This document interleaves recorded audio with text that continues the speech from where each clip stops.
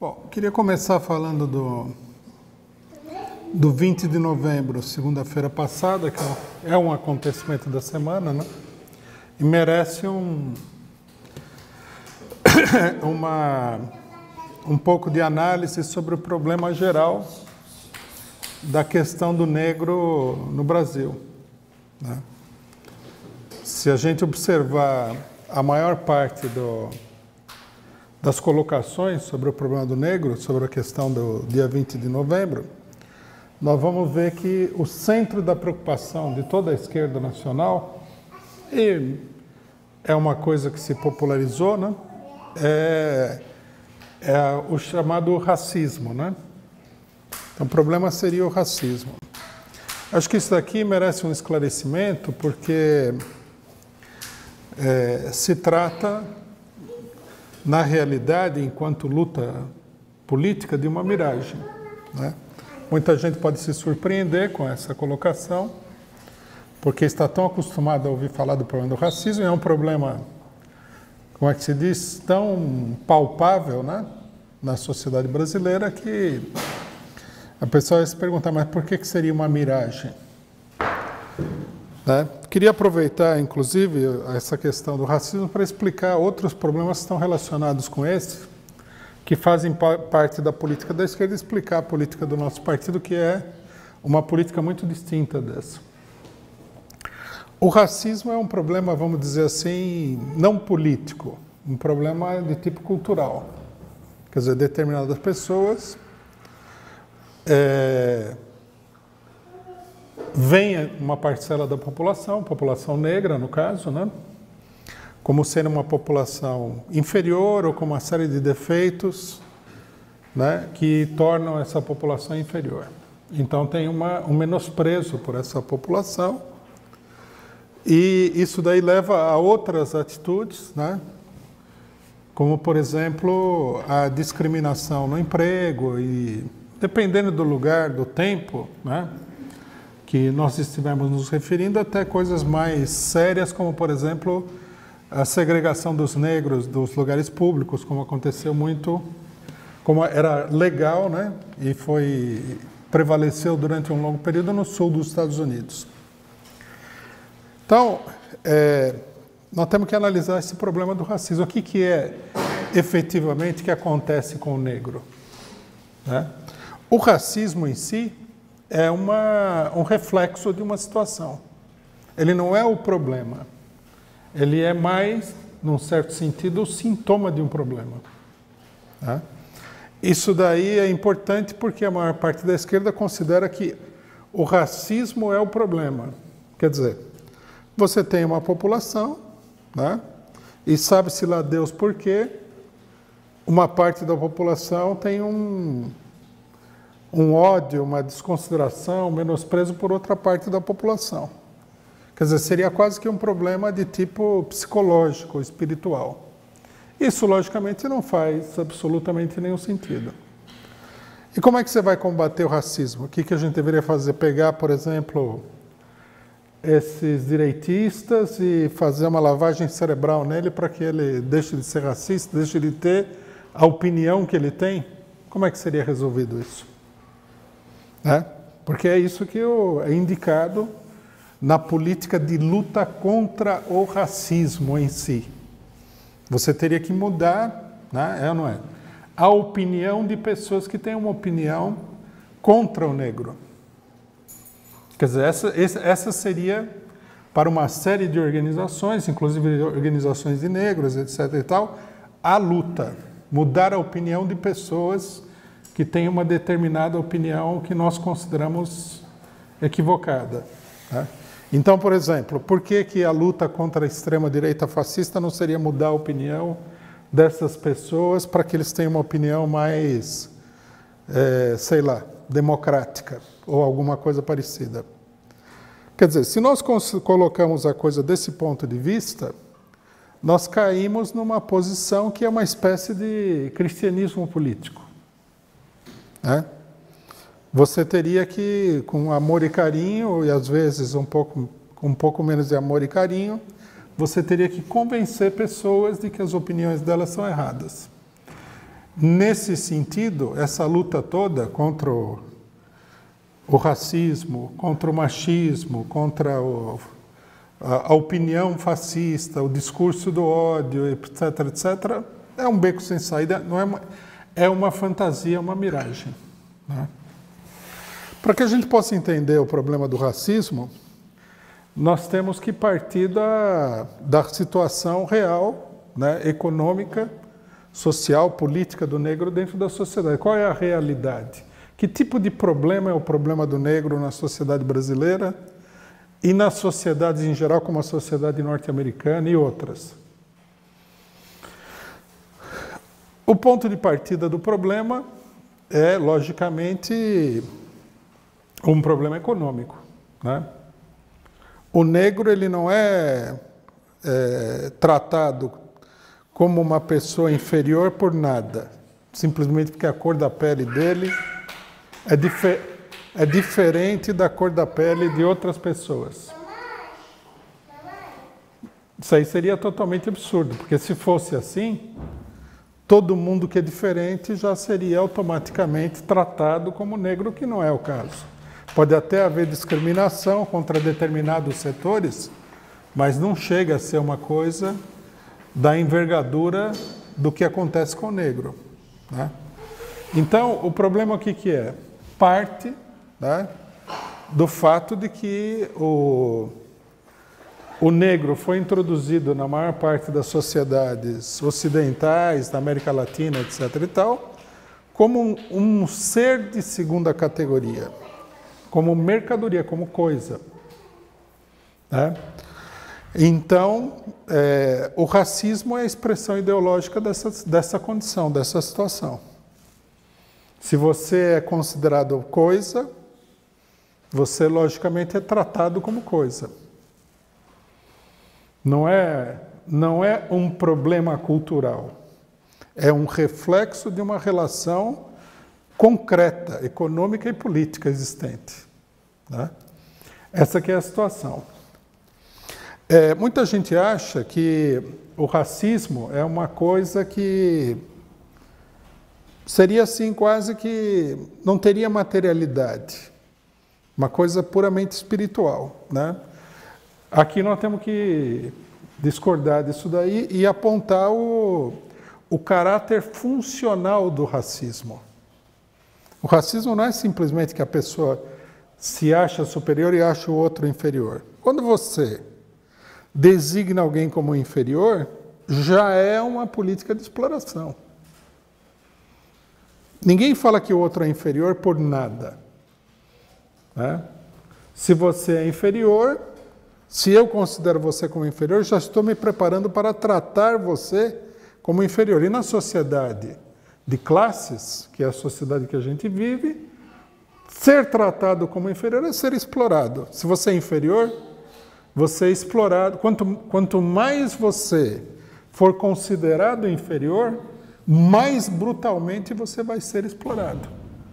Quer dizer, é parte, a ideologia da inferioridade, ou seja, do racismo, é parte de um processo não só de exploração econômica, como de destituição de direitos da pessoa. Você é inferior, não tem direito. Não tem direito, por exemplo, como acontecia nos Estados Unidos, onde os brancos os brancos do sul dos Estados Unidos procuravam evitar que os negros votassem. Então, você é inferior, né? Não tem que participar do poder político. Então, como eu não quero que você participe do poder político, eu digo que você é inferior. E como você é inferior, usando esse estratagema, eu separo você do poder político. Quer dizer, o racismo é uma coisa funcional, não é um problema espiritual. Né? O racismo é parecido com o seguinte raciocínio. Vem um capitalista ou vem um cidadão de classe média que na cabeça dele ele é da burguesia, ele é capitalista, e ele fala o seguinte: eu tenho dinheiro porque eu estudei, trabalhei, eu tenho 1001 méritos próprios. E você é explorado, ganha um salário de fome, porque embora você pudesse ter estudado como eu. Embora você pudesse ter feito tudo que eu fiz para ganhar esse grande salário, você não fez nada, você é vagabundo, você é preguiçoso, portanto você é inferior e, portanto, sendo inferior, você merece ganhar o salário de um inferior. O racismo é a mesma coisa, é uma ideologia que justifica a exploração. Não adianta mudar a ideologia, né? Vamos transportar o problema do racismo para a época da escravidão. Vocês imaginem, por exemplo, a população negra no Brasil, na época da escravidão, exigindo que eles fossem, embora fossem escravos, eles fossem tratados como pessoas iguais aos brancos. Não faz sentido. Seria uma comédia, não é? Porque a pessoa, pela situação social dela, visivelmente não era igual. Ele era um escravo. Ele era uma mercadoria, ele era uma coisa vendida e comprada. Então não adiantaria mudar a ideologia.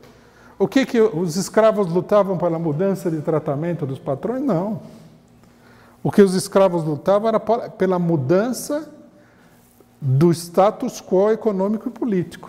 Primeiro, o fim da escravidão, ou seja, o trabalho não remunerado, e pela integração do negro à sociedade com plenos direitos políticos. Era uma reivindicação política, não uma reivindicação metafísica. Eu quero ser bem tratado. Né? À medida que o negro se afirma como parte do sistema econômico que já não é mais escravagista e uma pessoa que teria direitos políticos, o tratamento, logicamente, vai mudando. Né? Não dá para dizer que o negro de hoje é tratado como o negro de antes da abolição da escravidão. Por que isso aí mudou? Porque os escravagistas, os brancos, racistas, etc. e tal, mudaram de opinião? Não, porque os negros impuseram uma nova situação dentro do país para essa população. Né? Se o racismo continua a existir, é justamente porque a maior parte da população negra continua no rodapé da sociedade, socialmente falando. Quer dizer, são trabalhadores braçais,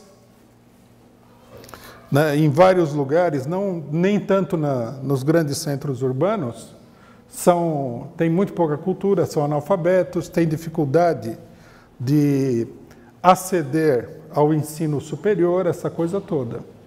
Então, a ideologia, né, da inferioridade do negro, ou seja, o racismo, ela serve para tentar perpetuar essa situação contra a qual o negro está lutando.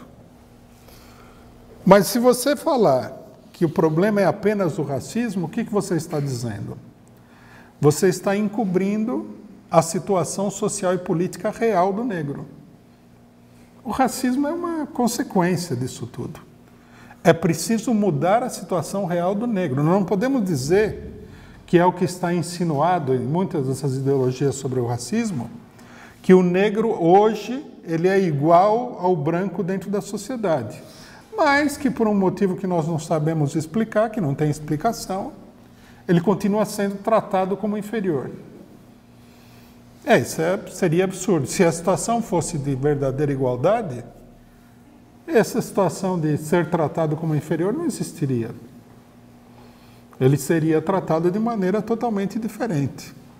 Né?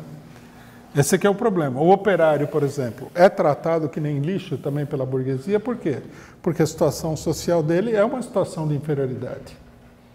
Ele é explorado, ele é oprimido e, portanto, né, o tratamento correspondente dos dominadores, dos exploradores, é um tratamento de depreciação daquela pessoa. Acompanha a situação social e política. O operário só será tratado como uma pessoa de verdade a hora que ele se emancipar da exploração capitalista. Caso contrário, ele sempre vai ser tratado como lixo. A situação pode piorar mais num determinado momento, como nós estamos vendo hoje, onde a burguesia conseguiu impor toda uma situação ideológica reacionária, e pode melhorar quando a classe operária está em movimento e faz valer a sua vontade numa série de coisas. Mas, no geral, dentro do capitalismo, o operário sempre terá um tratamento de inferior e a burguesia sempre terá ódio da classe operária e tudo mais. A mesma coisa vai acontecer sempre com os negros, enquanto eles tiverem uma posição de inferioridade, com as mulheres, né? As mulheres é um caso muito parecido com isso. O pessoal fala em machismo, né? Eu acabei de ver uma matéria aqui que falava assim, uma matéria do Geledés, uma revista de mulheres negras. O futebol estimula a cultura do estupro e o machismo. Não. O que estimula a chamada cultura do estupro, se a gente for concordar com essa ideia, e o machismo, quer dizer, o tratamento das mulheres como seres inferiores, é o fato de que as mulheres na sociedade estão colocadas efetivamente, econômica e politicamente, sob situação de inferioridade. Há alguma dúvida disso daí? Você vai no Congresso Nacional, de 600 deputados tem meia dúzia de mulheres. Quer dizer, a mulher não tem poder político nenhum. Na política nacional, se a gente fizer uma estatística que normalmente não reflete exatamente a situação, nós vamos ver que a participação feminina é minúscula. Né? Por quê? Porque a mulher, ela, por uma série de mecanismos, uns mais declarados e outros mais sutis, ela vai sendo excluída do poder político. Por que ela é excluída do poder político? Porque se a gente for ver a situação econômica da mulher, a maioria esmagadora das mulheres no Brasil e no mundo, elas são trabalhadoras domésticas. Quer dizer, uma posição de absoluta inferioridade. Se a pessoa tem essa posição econômica, não pode mandar no mundo. Não pode ser igual aos homens, que na sua esmagadora maioria têm uma posição muito mais importante no funcionamento da sociedade do que as mulheres. Então, simplesmente falar que é um problema cultural, que o homem A, B, C ou D e tal, ele menospreza as mulheres, sei lá por quê. Então, isso daí precisaria ser mudado, nós precisamos convencer o cidadão que faz A, B, C e tal, que a mulher não é inferior, sendo que, na realidade, o que ele vê, né, e o que a sociedade apresenta é que a mulher é inferior, socialmente. Não como ser humano, mas socialmente ela está numa posição de inferioridade. Quer dizer, não adianta querer mudar as ideias. As ideias são o reflexo do que acontece na sociedade. Se há pessoas que pensam A, B, C ou D, é porque dentro da sociedade há condições econômicas, políticas e materiais para que essas ideias existam. As ideias são o reflexo dessas condições. Elas servem, né, para a luta entre os vários setores sociais, né, servem para que os setores dominantes se coloquem numa posição ainda mais favorável de dominação, numa posição que justifique essa dominação. Porque se a gente comprovar, se a gente estabelecer, né, que a mulher é inferior, está justificado o fato de que as mulheres não pegam os melhores empregos, não participam efetivamente da política, etc. e tal. Por que acontece isso? Porque ela é inferior. Não é o contrário, né? Que porque ela não participa, porque ela está numa situação A, B e C, é que ela é tratada como inferior. Que ela é colocada numa condição de inferioridade. Infelizmente, a maior parte dos movimentos de esquerda tratam essas questões todas como de uma maneira assim religiosa. Não é uma luta política. Né? Você ouve falar, por exemplo, os movimentos feministas, eles ficam protestando contra toda manifestação, contra toda expressão do problema da mulher. Então, se alguém fala tal coisa, é aquela movimentação. Mas não adianta você querer que, por exemplo, o William Wack da Globo, ele fale bem do negro. Por um motivo muito simples, porque ele não pensa isso. Se ele falar bem do negro na televisão, é mera hipocrisia. Assim como a maioria do pessoal na Globo pensa a mesma coisa. Então você fala assim, não, temos que estabelecer uma lei que o racista tem que falar que ele ama o negro. É uma besteira isso aí. Só serve para quê? Para confundir o panorama. Você vê como foi salutar a denúncia do repórter da Globo? Todo mundo olhou e falou assim, é isso que eles pensam, né? Porque é isso mesmo que eles pensam. Eles só não falam. Eles não querem que venha à tona que eles consideram que o pessoal é inferior, que eles trabalham para que o pessoal fique numa situação de inferioridade, etc. e tal. Não querem que venha à tona, né? O opressor não quer que, de um modo geral, o oprimido se tenha consciência da situação e se revolte, se levante contra eles. Então, a esquerda criou essa luta, que é uma espécie de, como eu disse anteriormente, de cristianismo político. Você tem que tornar o homem bom. Você não tem que travar uma luta social e uma luta política. Você não tem que revolucionar as condições que existem no mundo onde a gente vive. Você tem que revolucionar as mentalidades. Essa é uma ideia muito comum, é uma ideia que a burguesia estimula muito, né? Muita gente acha, por exemplo, que se você tivesse um sistema educacional que educasse as pessoas no sentido A, B, C ou D, o mundo mudaria. Não, o mundo não vai mudar porque a educação é diferente. A educação é importante, dá às pessoas meios de luta pela sobrevivência, de compreensão da sociedade, quando dá, né? Quando efetivamente dá, mas não vai mudar nada. Não é porque a pessoa, se você conseguir educar as pessoas contra o capitalismo, que o capitalismo vai deixar de existir porque as pessoas foram educadas assim. Você precisa acabar com a classe social, né, que é a classe social que dá sustentação ao capitalismo. Caso contrário, você pode educar à vontade e não vai acontecer nada.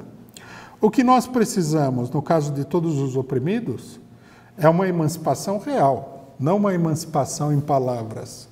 Não uma mudança de mentalidade dos opressores. Os opressores têm que ser derrotados, têm que ser esmagados, têm que ser eliminados do cenário político. Não convencidos de que o oprimido é bom.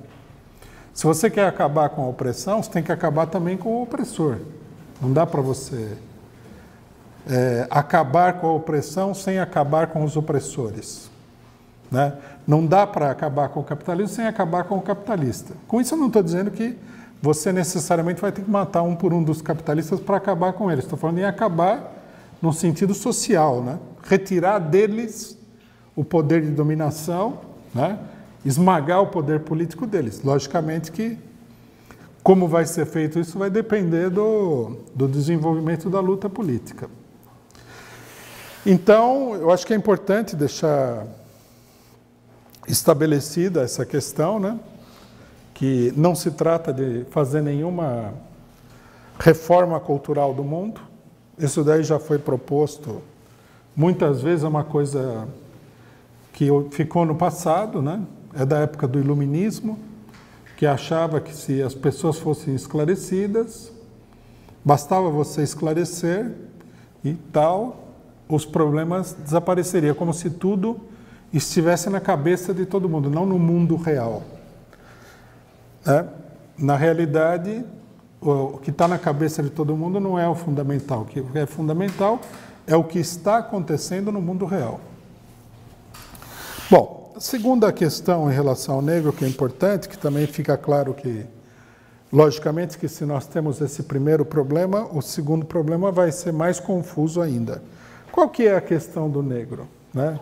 Para a esquerda, isso aí é uma espécie de mistério insolúvel, né? Porque a maior parte das organizações de esquerdas, elas ouviram falar por aí, leram em algum lugar que a sociedade é a luta dos trabalhadores contra os patrões. Aí aparece o negro. Então, o cidadão olha e fala assim, trabalhadores, patrões, onde é que está o negro? Né? O negro apareceu aqui de contrabando, não estava no esquema anterior. Mesma coisa acontece com outros setores, por exemplo, a luta dos árabes contra o imperialismo. Onde é que está o árabe na luta entre patrões e operários? Não tem árabe, só se tiver um patrão árabe ou um trabalhador árabe. Fora disso daí não tem o árabe, né? A luta do árabe. Bom, isso daí logicamente é uma confusão. A luta do negro, ela não faz parte diretamente da luta entre patrões e empregados. Ela é uma outra luta, assim como a luta das mulheres. Também não é uma luta que faz parte da luta entre trabalhadores e patrões.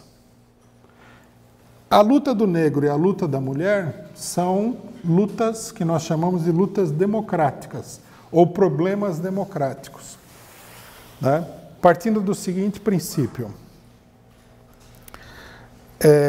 A burguesia, os povos em geral, sob o comando da burguesia, lutaram contra as sociedades medievais retrógradas. Lutaram por uma sociedade democrática.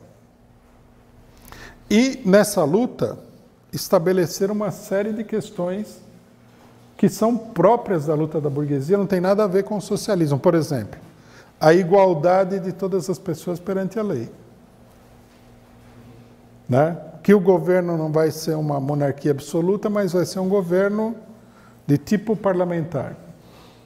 Acabaram com o latifúndio medieval para abrir caminho para um desenvolvimento industrial e assim por diante. O problema do negro e o problema da mulher são questões democráticas que ficaram sem resolver ou parcialmente resolvidas. Mas essa é a natureza do problema, né? Portanto, falar, como eu já vi algumas organizações de esquerda falarem, que a luta do negro não existe em separado.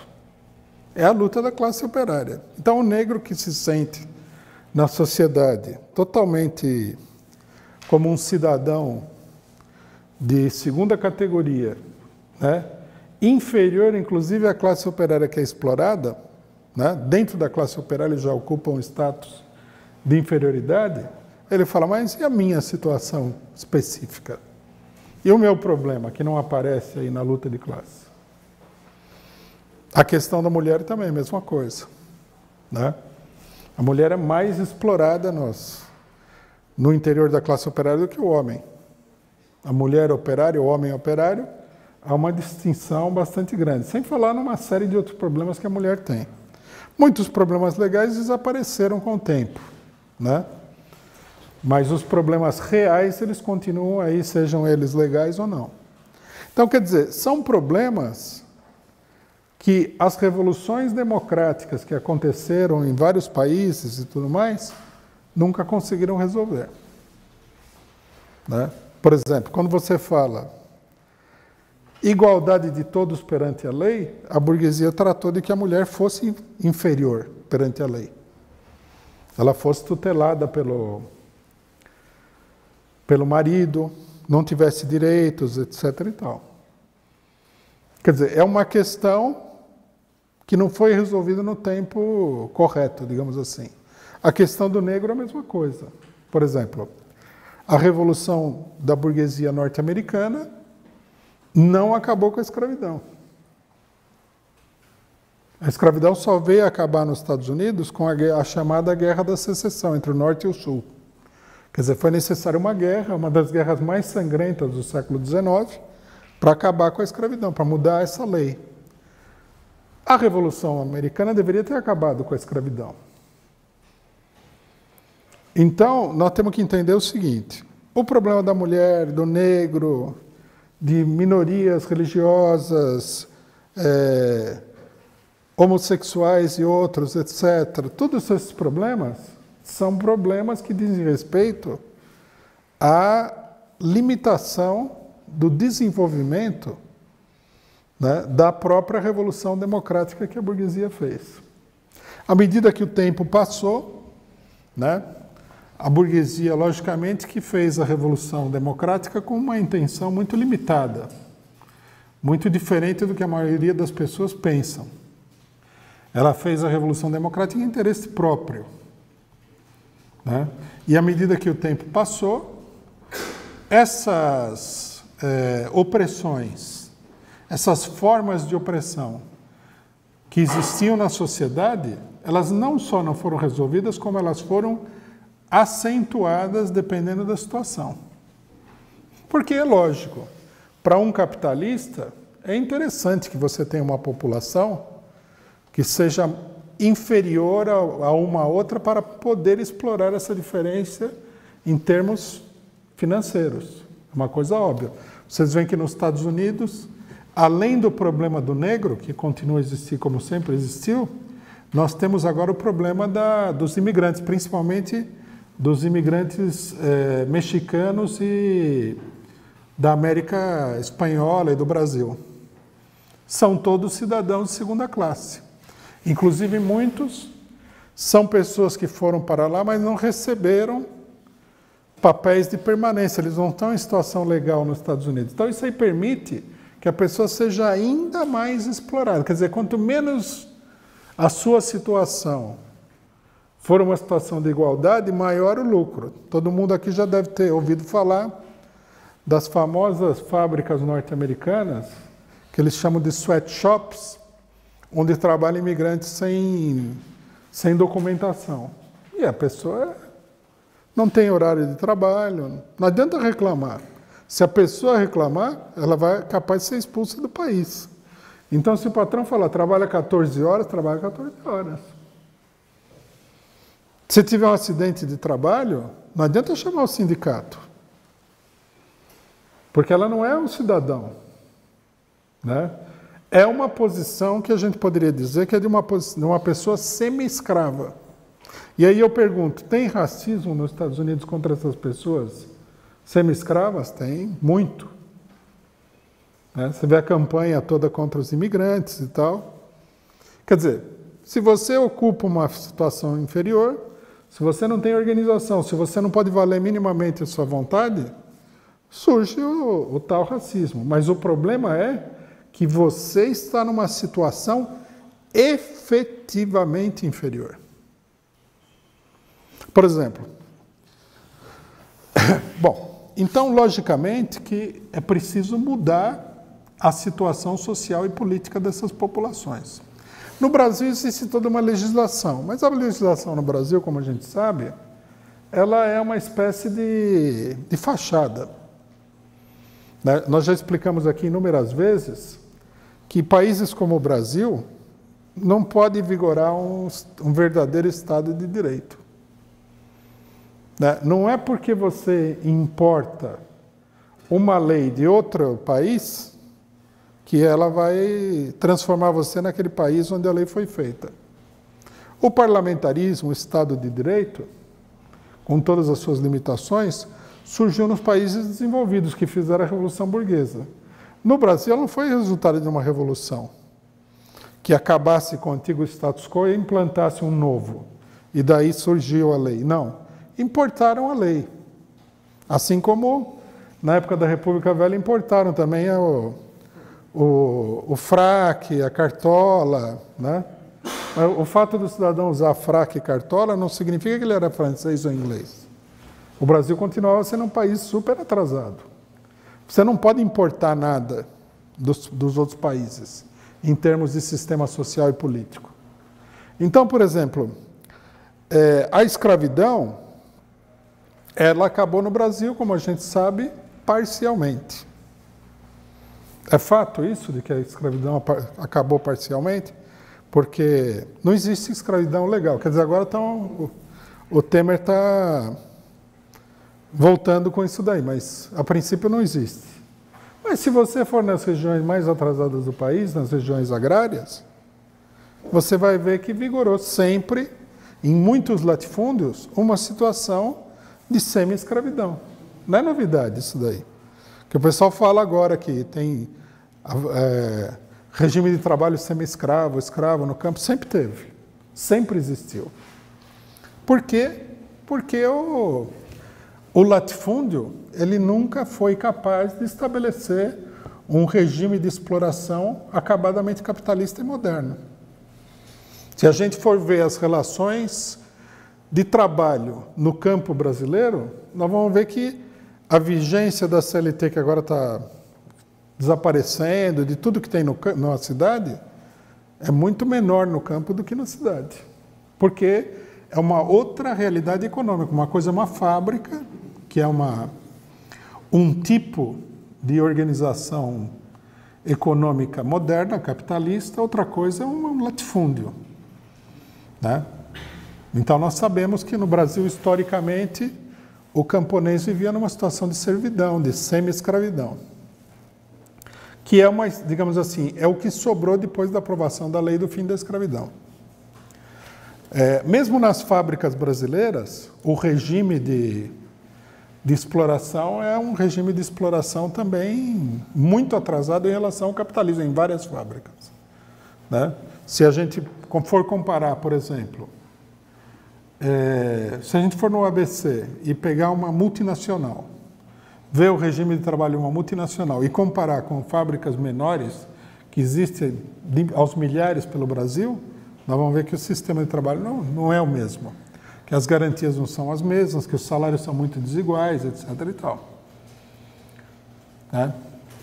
Então, quer dizer, um país como o Brasil não tem a capacidade de atingir o nível legal, social, de um país como a França, a Itália, Estados Unidos, Japão, etc. e tal. Daí que seja preservada mais do que o normal, porque nos Estados Unidos também se preservou a situação de inferioridade econômica do negro, mais do que o normal a situação de inferioridade do negro. Então, esse é um problema que precisa ser resolvido em si. É um problema natural do capitalismo. No Brasil, a Revolução Burguesa nunca foi realizada, os problemas estão todos aí. Então, quer dizer, o problema do negro, assim como o problema da mulher, assim como vários outros problemas, são problemas típicos do capitalismo. Bom, isso daí é um primeiro problema que, em geral, a esquerda não consegue absorver, não consegue assimilar. Daí surge um segundo mistério, que é o seguinte. Vamos supor, então, que eu adote a tese de que o problema do negro e da mulher são questões em separado, diferentes da luta pelo socialismo. A luta pelo socialismo é uma coisa, os direitos da mulher é outra, os direitos do negro é outra, etc. e tal. Né? Como é que a gente junta tudo isso? Dá para juntar? Ou aí apareceu, né? Enquanto a esquerda falava que era tudo o mesmo problema, que os negros deveriam esquecer do problema do negro, lutar apenas pelo socialismo, a mulher, idem, etc. e tal, numa época, negros e mulheres olharam e falaram, não, nós queremos lutar pelo nosso problema. Porque, logicamente, que a pessoa sempre vai lutar por onde o calo aperta mais. Onde o sapato apertar mais, é ali que vai se dar a luta. Ninguém vai lutar por uma questão puramente ideológica. Se você é mulher e você está sendo tratada que nem lixo, e o cidadão chegar e falar, venha defender essa causa, papapá, que não toca esse problema, a tendência é a pessoa, né, se separar de você, ignorar o que você está falando e se dedicar a outra coisa. Então, esse problema acabou se transformando num problema político, num outro problema político. Como resolver? O que a gente precisa entender, e nesse sentido precisaria explicar para as mulheres e para os negros, para todos os setores oprimidos que não são idênticos à luta da classe operária, embora muitos participem da classe operária, é que todos os oprimidos no Brasil são oprimidos pelo Estado capitalista. Todos. Ou o Estado semicapitalista brasileiro, no caso do Brasil. Né? Porque a opressão política ela é dada pelo Estado, não vai ser dada por um indivíduo, por um grupo de indivíduos. Mesmo que, por exemplo, a mulher fale, não, a mulher é oprimida pelo homem, dentro de casa, etc. e tal, o marido espanca a mulher, ou não dá a ela nenhum direito, etc. e tal. Então, pareceria assim, esse indivíduo é que é o opressor. Mas esse indivíduo só é opressor, né, nessa medida minúscula que ele pode oprimir alguém, porque o Estado permite essa existência dessa opressão. ou apoia, né? A sociedade capitalista, o Estado, as leis, etc., tudo, a economia, permitem esse estado de coisas. Senão, ele jamais conseguiria fazer isso daí. Né? Por exemplo, vamos supor aqui que um branco decidisse sair pela rua, catar todo mundo que fosse de cor negra, botar uma corrente no pé do cara e levar ele para trabalhar numa empresa dele. Isso aí logo daria problema. A lei não permite, tem setores organizados, não funcionaria. Mas a opressão da mulher funciona. Não é porque alguém quer ser opressor, ou porque alguém se comporta como um opressor, que ele possa exercer essa opressão em nome individual. Isso não existe. A sociedade tem que dar condições a ele de ser um opressor. Ou, digamos assim, de ser um representante menor, minúsculo, daquela opressão geral que existe dentro da sociedade. Então, quer dizer, a luta é uma luta pela transformação da sociedade. Em primeiro lugar, é uma luta contra o Estado. Isso significa o seguinte, que entre a classe operária, as mulheres, os negros, todos os setores oprimidos, há um elo de ligação. Todos eles lutam contra o mesmo Estado opressor. O que torna uma coisa lógica que todos esses movimentos se unifiquem nessa luta. Né? Logicamente que nós entendemos que essa luta só tem futuro se o Estado capitalista for destruído.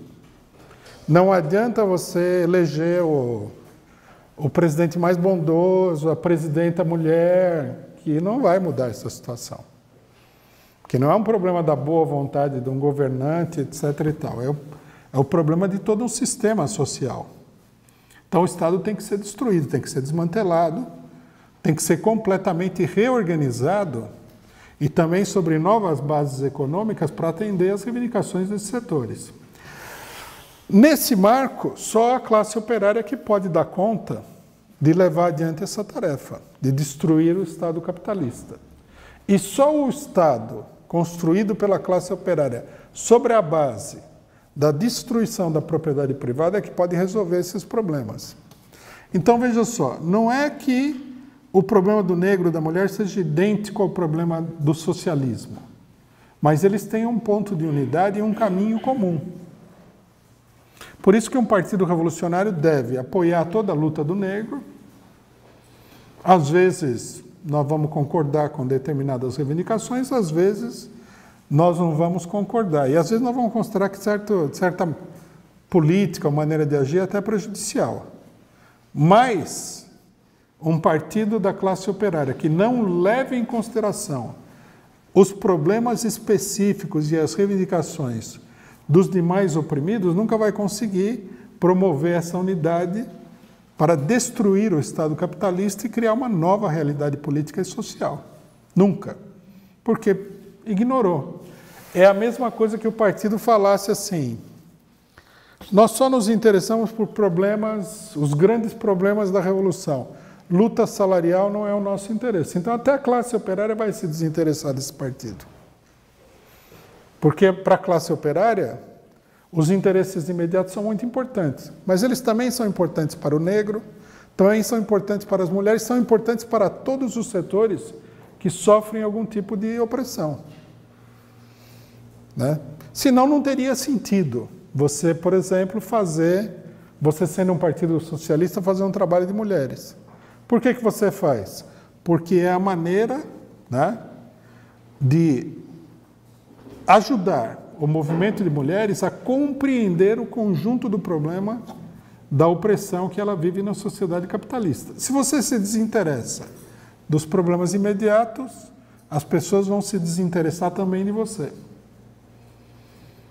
Quer dizer, você estaria pressupondo, né, que todo mundo já entendeu o problema político geral e do socialismo, quando, na verdade, o trabalho consiste em, partindo dos problemas mais imediatos, chegar a soluções que são mais complexas do que aparecem à primeira vista para as pessoas que estão lutando pelos seus interesses imediatos. Então, a gente precisa ter essa doutrina, né, sobre a questão do negro e dos setores oprimidos em geral, dentro da sociedade, para ter uma política de partido correta. Alguns setores falam coisas estranhas, assim, que a opressão do negro, do homossexual e da mulher são opressões especiais. Por que elas seriam especiais? Não entendo. Da mulher é muito importante porque é metade da população. Nesse sentido, ela não só é especial, como é especialíssima, né? Mas o resto está na categoria de especial exatamente por quê?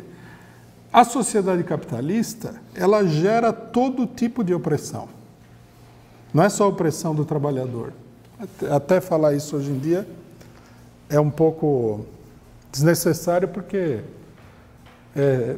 na esquerda tem uma preocupação enorme com a opressão da mulher, do negro, do homossexual, mas muito pouca com a opressão do trabalhador, que é um setor extremamente oprimido. Mas, enfim, a sociedade capitalista, ela gera todo tipo de opressão, né? Ela gera opressão, inclusive, de povos inteiros, que compreende desde o setor mais humilde da população até a burguesia. O sistema capitalista mundial é um gigantesco sistema de opressão de milhões, de bilhões de pessoas, de vários tipos, camadas, tem opressão religiosa, tem opressão de tudo quanto é tipo, tamanho, cor que a gente quiser encontrar. Hoje no Brasil, inclusive, tem uns aloprados aí, né, que a gente tem visto, que querem, além de perseguir o negro, a mulher e todo mundo, eles querem perseguir também o árabe, o imigrante, o haitiano, não ficam satisfeitos, né? São esses cachorros loucos que a burguesia vai instigando, né? E que começam a se lançar sobre tudo que aparece na frente deles. Nós da Causa Operária TV queremos uma TV que fique 24 horas no ar, para rebater todo o monopólio da imprensa golpista. Para isso, precisamos do dinheiro, precisamos da sua contribuição. Para contribuir é só entrar no link que vai aparecer aqui na descrição e contribuir com quanto puder e o quanto quiser. É isso daí.